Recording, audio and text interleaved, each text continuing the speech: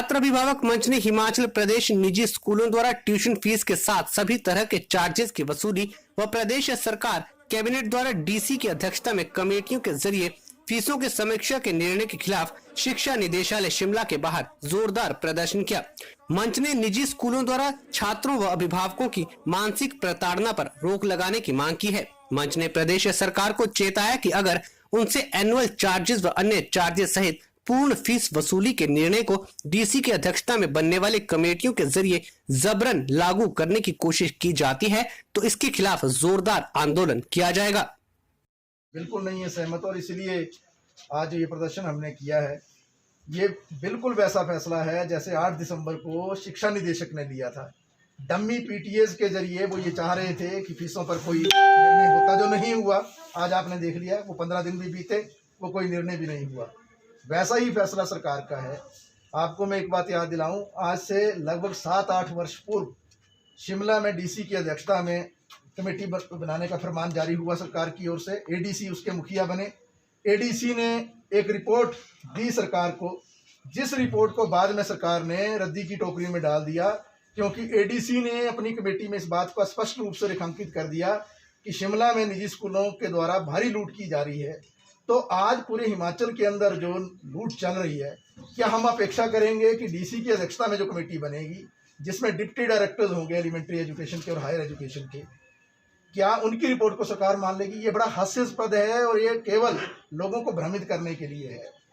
पिछले दिनों जब हम यहाँ पर डायरेक्टर महोदय से, ज्वाइंट डायरेक्टर और एडिशनल डायरेक्टर से मिले थे, उन्होंने साफ इस बात को कहा, हमारे हाथ में कुछ नहीं है, जो करेगी सरकार करेगी। ये डायरेक्टर कह रहे हैं, एडिशनल डायरेक्टर और ज्वाइंट डायरेक्टर कह रहे हैं। उनसे नीचे का पदाधिकारी डिप्टी डायरेक्टर जो जिला में बैठते हैं, वो क्या डायरेक्टर जो बात कह रहे हैं उसको क्या वो गलत साबित कर देंगे?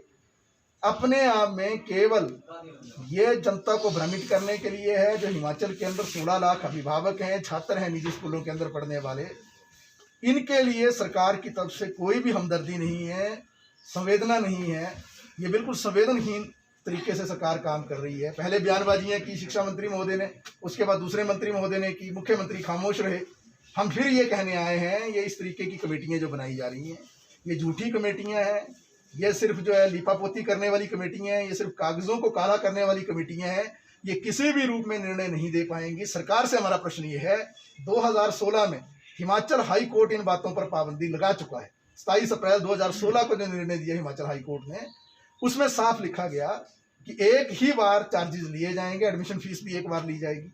लेकिन 2016 से लेकर 2020 तक 5 वर्षों में वो निर्णय सरकार ने लागू नहीं किया। उसकी जिम्मेवारी कौन लेगा? सरकार उस पर क्या बोलती है? अगस्त 24 को जो इस साल हिमाचल हाई कोर्ट ने केवल ये कहा कि ट्यूशन फीस लेंगे स्कूल, उस बात को भी निगेट कर दिया इस सरकार ने, उस बात को भी नहीं माना। जो सरकार हिमाचल हाई कोर्ट को नहीं मान रही है, वो डिप्टी डायरेक्टर और डीसी की रिपोर्ट को मान लेगी। शिमला का उदाहरण मैंने आपको दे ही दिया। जो रिपोर्ट आई थी उसको जो है बाद में फेंक दिया कचरे के डब्बे में। तो हम ये कहने आए हैं कि इस संदर्भ में जो काम होना है वो सरकार के स्तर पर होना है।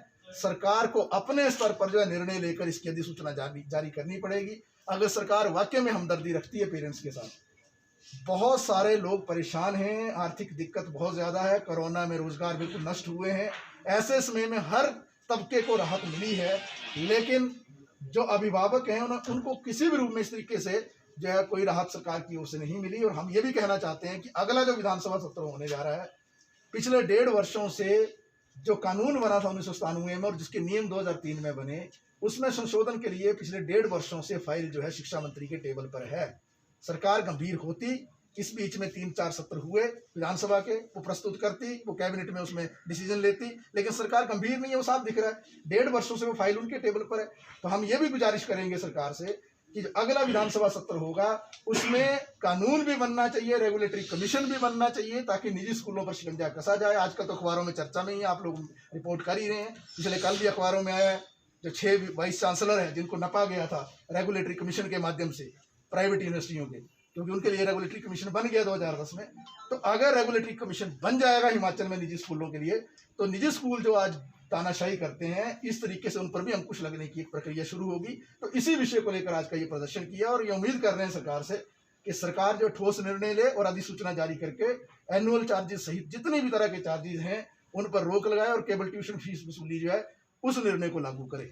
महाराज जी, आप काफ़ी समय से संघर्षरत हैं और आप जैसा कह रहे हैं कि सरकार खुद गंभीर नहीं है, आपका भी ये मानना है और सरकार ने अपना फैसला सुना भी दिया है। तो अब आपका अगला कदम क्या रहेगा, क्योंकि सरकार ने तो अपना फैसला सुना दिया है समिति गठन करने का। हम तो पिछले 2.25 साल से आंदोलन कर ही रहे हैं।